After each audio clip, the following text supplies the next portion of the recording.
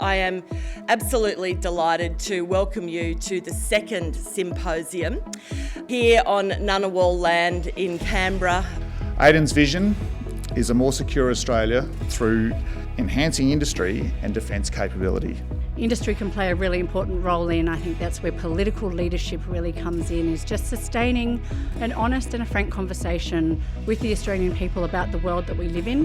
What is it that we're seeing in technology right now that we can get into the hands of warfighters quickly that can give us an advantage?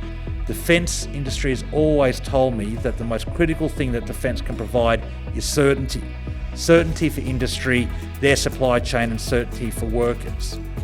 Central to the future of Australian defence lies the partnership between the ADF, the Australian Government and all of you in this room. One of the biggest challenges is the procurement and the supply chain side of things, and it's those lengthy procurement processes we know blow everything out.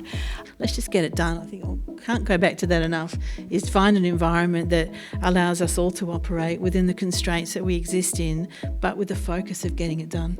If you want to access technology that's never been done before, if you want to set an international precedent for a nuclear weapon state to transfer technology and materials to a non-nuclear weapon state, that there are a range of stakeholders that need to be engaged.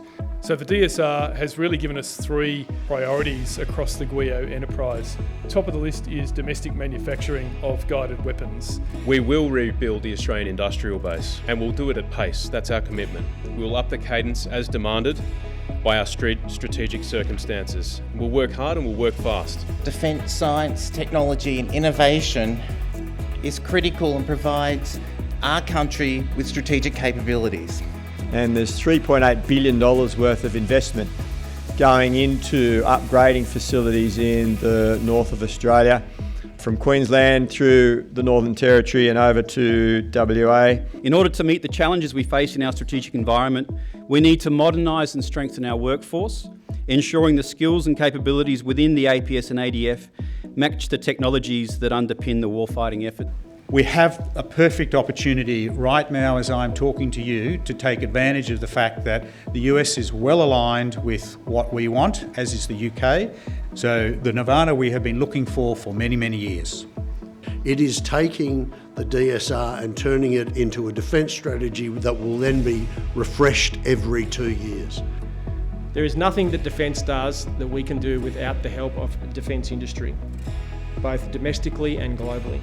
It's on you to drive defence in the right direction. It's on you to be moving to our regions and growing your workforce, because a strong region, a strong Northern Australia is a strong defence industry sector. So you have to find that balance between what you can get now, what you can afford now, and what you need to invest in for the future. In industry, you get it.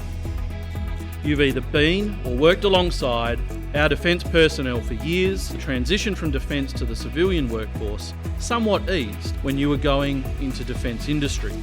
Misunderstanding is a source of most conflict, and the antidote to it is better communication.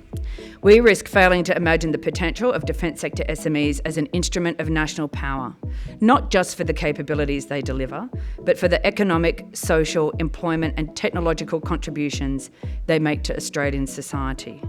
On behalf of the Board of AIDN, thank you to all of our Policy Symposium speakers. Thank you to our sponsors.